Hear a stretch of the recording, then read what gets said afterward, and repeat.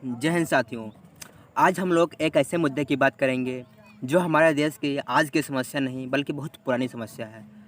साथियों, हमारे देश में जब कोई इंसान हमारे देश के लिए काम करता है, देश को आगे बढ़ाना चाहता है, देश को शिक्षित करना चाहता है, तो हमारे ही देश में कुछ चंद लोग ऐसे हैं जो उस काम में अड़ंगा लगाने लगते हैं और उसके काम में बाधा डालने लगते हैं।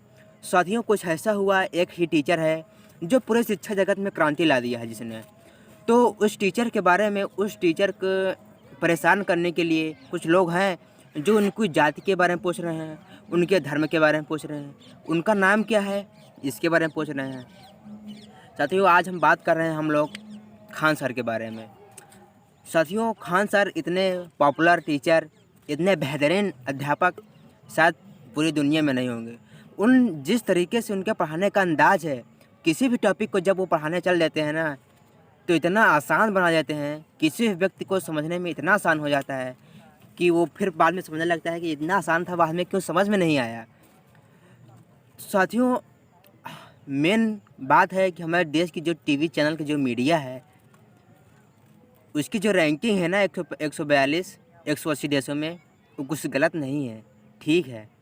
हमारे देश के जो टीवी चैनल के जो मीडिया के जो एंकर हैं, उनकी खुद की तो कुछ योग्यता नहीं, खुद की औकात नहीं, और ऐसे व्यक्ति को इंटरव्यू लेंगे और उनसे ऐसे बात करेंगे। साथियों, मैं जी हिंदुस्तान पर एक न्यूज़ इंटरव्यू देख रहा था खान सर का, तो उसमें एक एंकर था सरफराज सैफी। वो खान सर के पूरे 45 मिनट के इंटरव्यू में केवल एक ही विषय पर, केवल एक ही मुद्दे पर बात कर रहा था कि आपका नाम क्या है, अमित सिंह है आप या अफजल खान है, या आपका धर्म क्या है, मजहब क्या है, और उससे कोई सवाल नहीं। सिर्फ इसी सवाल में वो शुरू से अंत तक इसी सवाल में वो अटका रहा।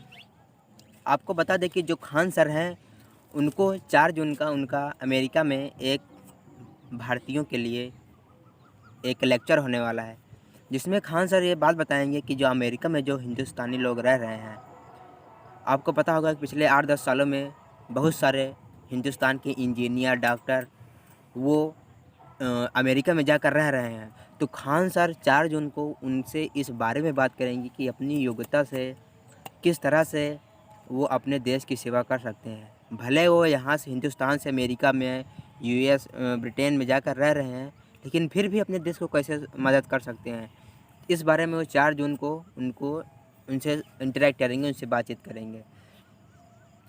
तो साथियों, इतने बड़े आदमी से जो पूरे अमेरिका में भारतीयों को संबोधित करेगा, और उससे सिर्फ यहाँ हमारे हिंदुस्तान में क्या हो रहा है, सिर्फ उससे यही सवाल पूछा जा रहा है कि आपका नाम क्या है, धर्म क्या है, मजहब क्या है।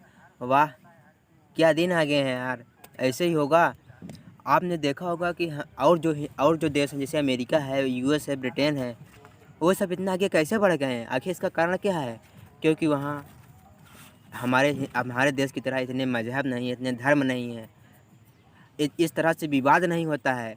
जब कोई व्यक्ति काम करने का ढंग का करना चाहता है तो उसके आगे कोई रुकावट नहीं आती।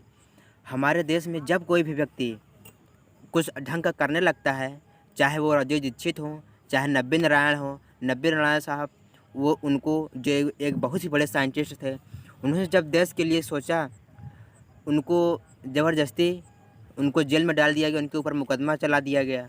राजीव दीक्षित अगर आज वो ज़िंदा होते तो आज हमारे देश की स्थिति आज ऐसी नहीं होती जो आज हम देख रहे हैं।